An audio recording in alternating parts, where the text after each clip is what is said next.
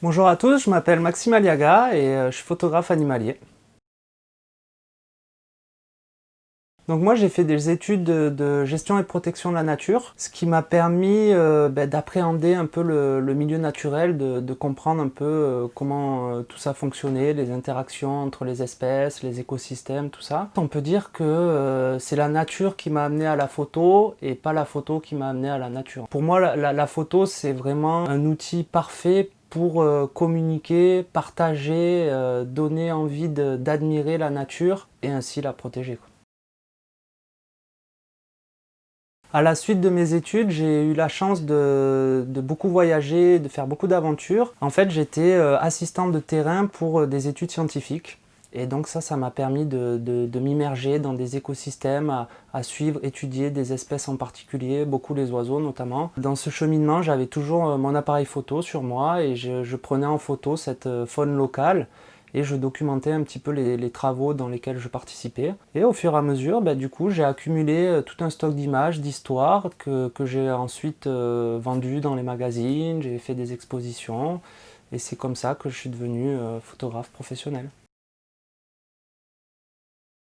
Donc depuis mes débuts, j'utilise du matériel Canon. J'avais commencé à l'époque avec un 350D, un des premiers réflexes. Moi, je suis un enfant du numérique, j'ai pas vraiment connu l'argentique. Aujourd'hui, j'utilise le 7D Mark II, qui est vraiment un boîtier super pour la photo animalière. Je me suis mis récemment à l'hybride avec le EOS R et j'en suis vraiment satisfait. Il y a vraiment une qualité d'image remarquable, une sensibilité en basse lumière qui est vraiment chouette. Et moi qui suis souvent en forêt où il n'y a pas beaucoup de lumière, il me permet de faire des photos que je ne pouvais pas faire auparavant. En termes d'objectifs, dans mon sac photo, il y a toujours un 16-35 f4 pour tout ce qui est paysage, reportage. Ensuite, j'ai mon incontournable 100 mm macro, pareil, qui me quitte jamais. Et mon outil à tout faire, c'est le 100-400 nouvelle génération, qui est vraiment aussi vraiment top, quoi, une qualité remarquable. Et surtout une optique très polyvalente et qui me permet d'être très réactif du fait de son poids en fait qui est assez léger. C'est vraiment le set idéal pour moi, quoi. 7D Mark II, 100-400, on y va. Une de mes photos préférées, ça serait peut-être l'orang-outan là qui est derrière moi. Voilà. Qui est en fait une photo super importante pour moi parce qu'en fait ça fait des années que je travaille sur les orang-outans sauvages et cette photo elle a gagné l'année dernière le grand prix du festival de Montier-en-Der qui est un festival renommé pour nous photographes animaliers. J'aime beaucoup cette photo parce qu'elle dégage vraiment la force et la sérénité de cette espèce qui moi me fascine, donc ouais, c'est une photo importante pour moi. Je pense que ça a été la rencontre avec les orang-outans sauvages en fait. C'est quelque chose de difficilement descriptible, de se retrouver comme ça en pleine forêt tropicale et à un moment donné, il y a un grand singe roux qui débarque, qui fait 100 kilos, qui se balance de branche en branche, qui nous regarde, on a l'impression qu'il voit notre âme. C'est plein d'émotions, c'est quelque chose qui vraiment me fascine et c'est pour ça en fait qu'en ce moment je travaille beaucoup dessus et que j'essaye de partager ces émotions et ces sensations au travers de mes images.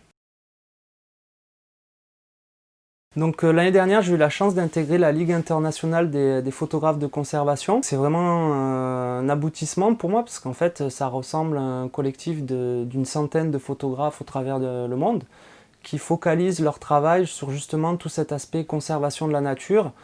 Et c'est vraiment quelque chose pour moi qui me tient à cœur de raconter ces histoires avec ces espèces en danger, les menaces qui pèsent sur elles, les solutions qu'on peut mettre en place pour les sauver. Moi, c'est vraiment mon leitmotiv, ma mission en fait. Je ne fais pas de la photo pour faire de l'art. Moi, je fais de la photo pour raconter des histoires. Et du coup, d'être dans la ligue, c'est vraiment un plus pour moi en fait.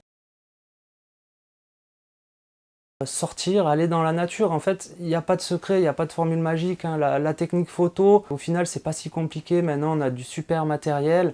Par contre, ce qui fait vraiment la différence, c'est connaître les espèces qu'on veut photographier. Bien évidemment, faire ça dans un cadre qui les respecte, avec une éthique, et multiplier les observations, vraiment connaître son sujet pour avoir des histoires à raconter, et surtout pour pouvoir les prendre en photo dans de bonnes situations.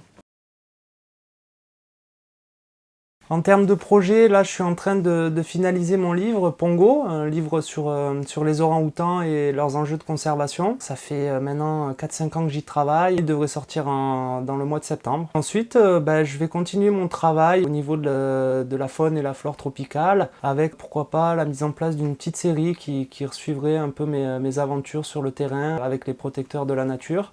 Et enfin, continuer mon travail sur l'île de Sumatra, là où il y a les orang-outans, mais là, ouvrir un petit peu sur d'autres espèces qui sont également en danger d'extinction. Je pense notamment au tigre de Sumatra, mais là c'est vraiment un gros challenge niveau photo, mais j'aime relever les challenges, donc voilà.